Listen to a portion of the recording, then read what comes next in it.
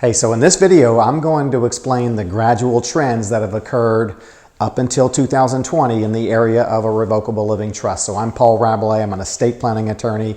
I've helped thousands of clients get and keep their legal affairs in order. First thing I want to say is Happy New Year. I'm creating this video on January 1st, 2020. New year, new decade. A lot to look forward to. A lot to look forward to on this YouTube channel.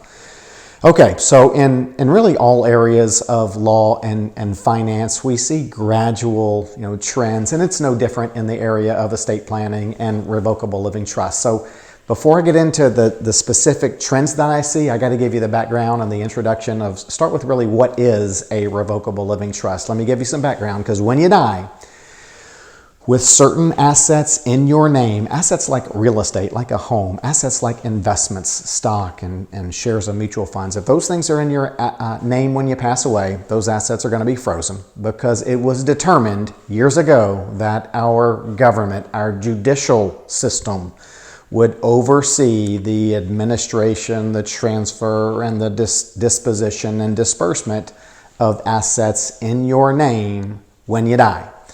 So when you die with assets in your name, whether you have a will or whether you don't have a will, but if you die with assets in your name, your assets are frozen, and your survivors will see an attorney like myself. And it's likely that many court documents will be prepared, inventory, all of the assets and debts that you own. All these court pleadings will be filed at the local courthouse.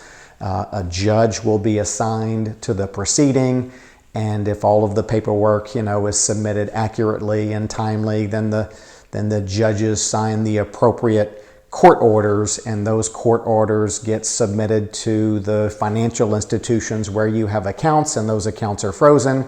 So the financial institutions' lawyers will review the court orders, and if everything looks good, those court orders will order the financial institution to release the funds to your executor or to your heirs, whatever the case may be. Those court orders will be filed in the real estate records where you own real estate, and that will transfer the title of the real estate that you own. And then those court orders will be given to other third parties, ordering them to retitle assets from the name of the person who died into the names of the heirs. So this whole process of when someone dies, assets frozen, survivors hire lawyers, courts oversee the whole process. This is what's called probate. Here where I live in Louisiana, we call it succession. It's the same thing. But to many, and look, realize this is done at what is for many families a very difficult time, because they just lost a family member and they're grieving. So this process is perceived as being, expensive, several $1,000s to tens of thousands of dollars. It's perceived as being time consuming, several months to years, and it's perceived as just an all around hassle and inconvenience. So some people, in an attempt to make their estate settlement simpler by avoiding all of the government involvement, the court supervision, the attorney involvement, some people create what we call a revocable living trust. And here's how that works. So assets titled in the name of your revocable living trust when you die, they don't get frozen, and third parties don't require court orders to release those assets. Things in a trust they don't get involved in that. So your trust, in a sense, will replace your will, and so your trust then says who's going to handle your trust when you die, called the trustee, as opposed to the executor of your will. Your trust will dictate who gets your assets when you die. Those people are called beneficiaries of your trust, as opposed to heirs in a will.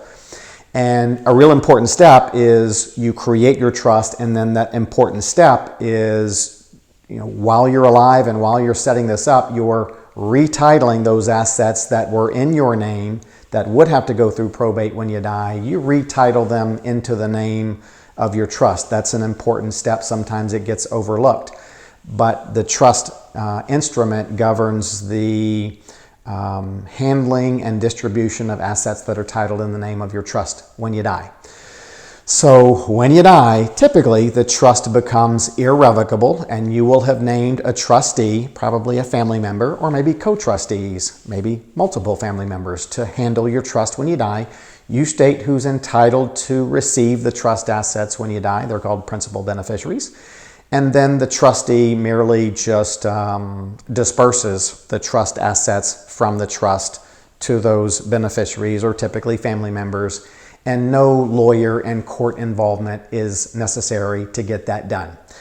All right, so now let's go into some of the kind of gradual trends that we're seeing for this year, for this decade, what happened last decade as we move forward. So the trend that I see is that states are attempting to create legislation so that fewer assets get frozen when you die and require all of this court involvement to get that asset transferred to the people that you would want it transferred to. So let me give you a few examples. So forever, longer than I've been around, people who have had life insurance policies, they named beneficiaries. And so when a person died owning a life insurance policy, the family didn't need lawyers and courts to get involved to get the life insurance money. They would just need a death certificate to submit to the life insurance company, and then the life insurance company would pay those beneficiaries directly. Same thing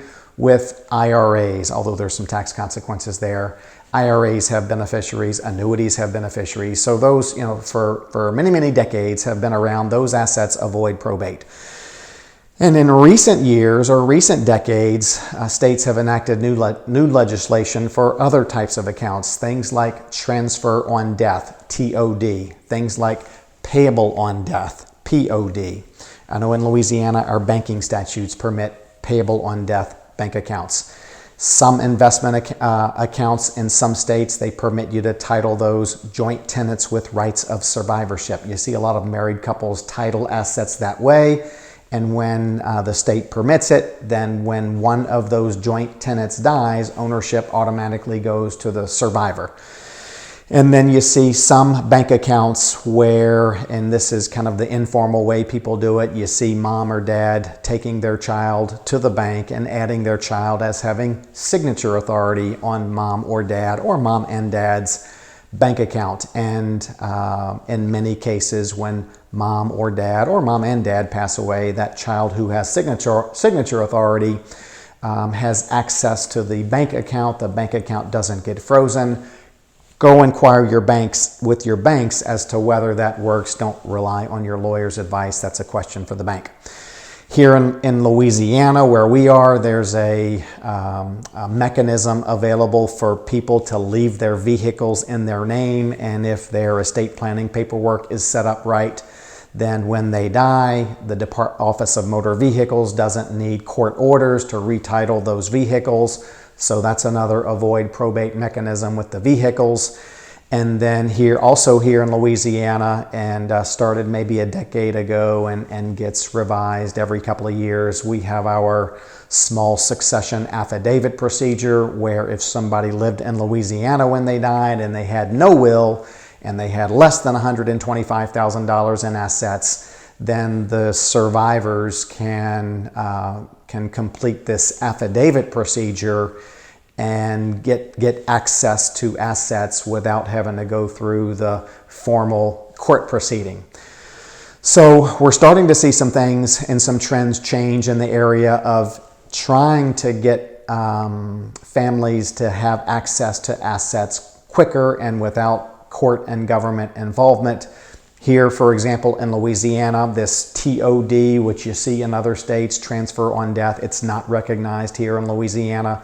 So if you have an investment account and you live in Louisiana and you own some shares of stock or investments in your name, I'm not talking about your IRA that has beneficiaries, but non-IRA accounts, then that's going to have to go through probate if it's in your name when you die. And here in Louisiana, you can't title real estate or really any asset joint tenants with rights of survivorship. It's not a form of ownership that's recognized here in Louisiana.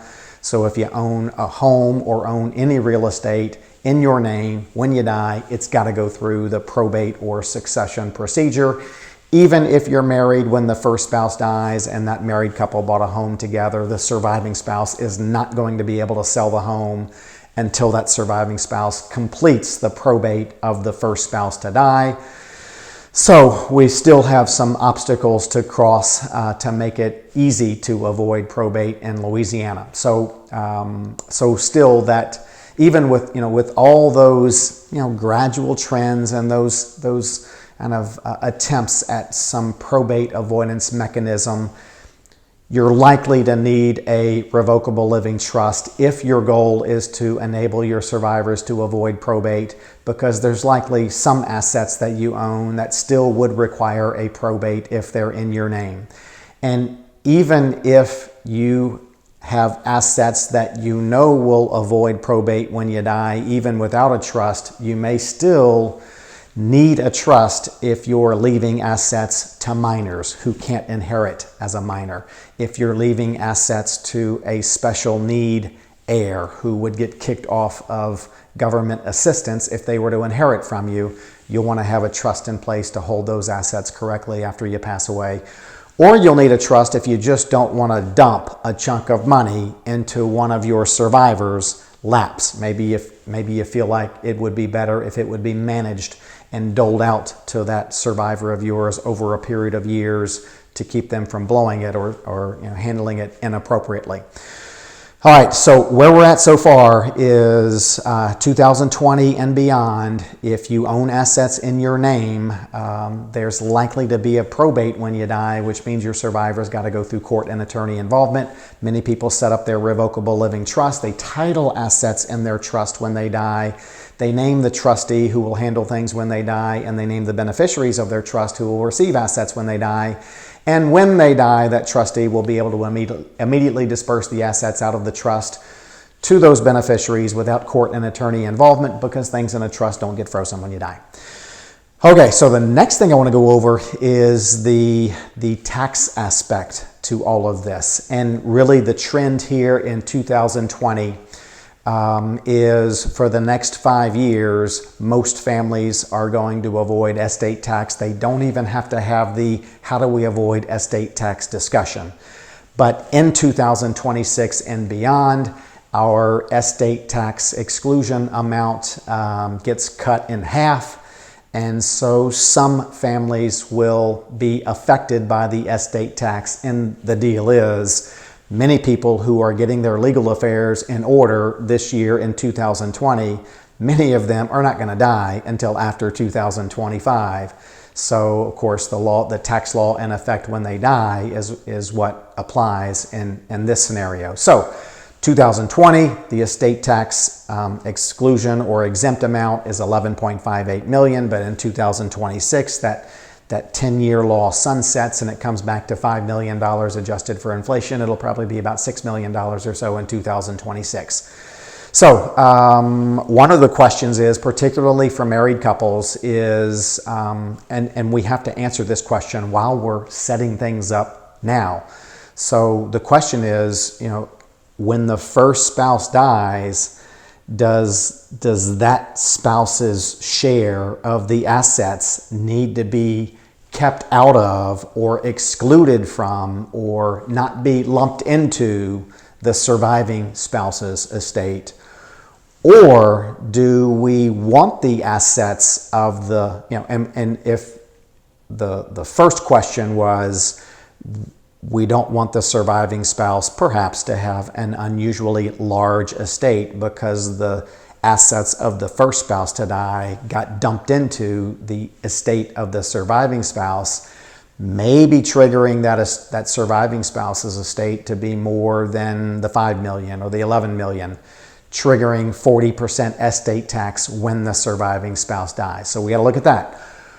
Or do we want the assets of the first spouse to die to be included in the surviving spouse's estate in order to get what's called the double step up in basis for capital gains tax purposes? So I'm not going to get too much into all the intricacies of that tax discussion, but be aware that there are some tax decisions that impact your family that need to be addressed when you're setting things up, because it may be too late to fix it after the first spouse dies for married couples. So just realize there's some tax questions there. All right, so here's a couple of other things that I see that I think are important. What I've found over the years doing this for some 28, 29 years now.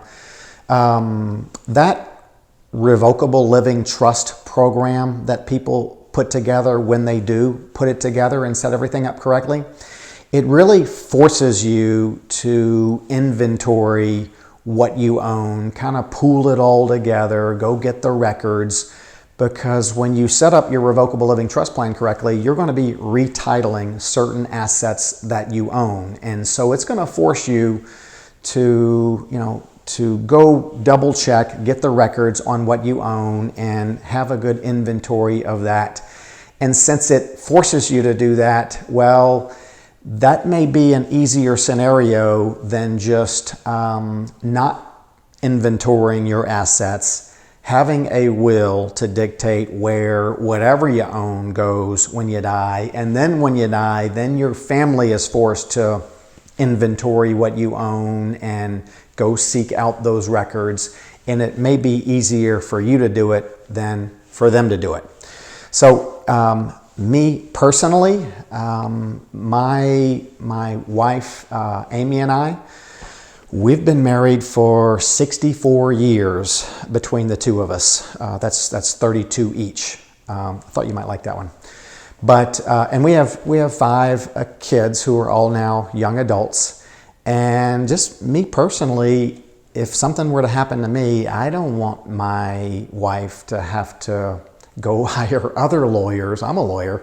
I don't want her to have to go hire other lawyers and spend the effort and the resources that we built in an attempt for her to get access to be able to sell our house if that's necessary, or access our investments. And I certainly don't want our 5 kids having to go through that if something happens to me and my wife.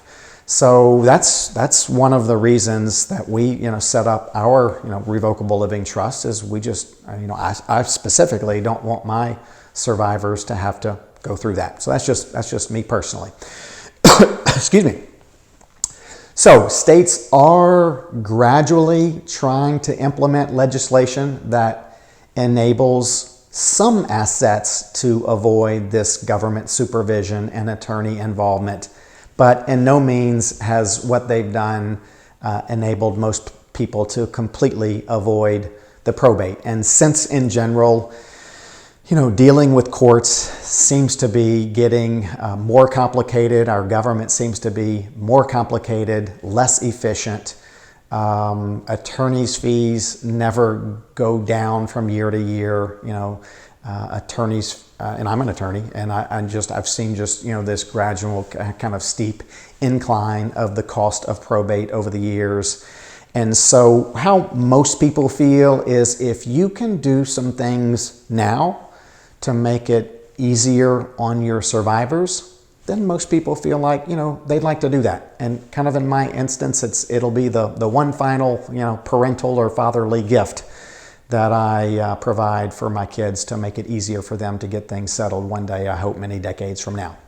So that should give you an idea on what's happening in this area of revocable living trusts in 2020 and beyond. I'm going to keep you informed. Make sure you hit the subscribe button and the notification bell so you don't miss anything. Make sure you give it a thumbs up if you found this was helpful, and then share it. There's a share arrow on your screen. Share it with other friends, colleagues, relatives of yours who may have an interest in wanting to try to make their estate settlement simpler for their families and their survivors.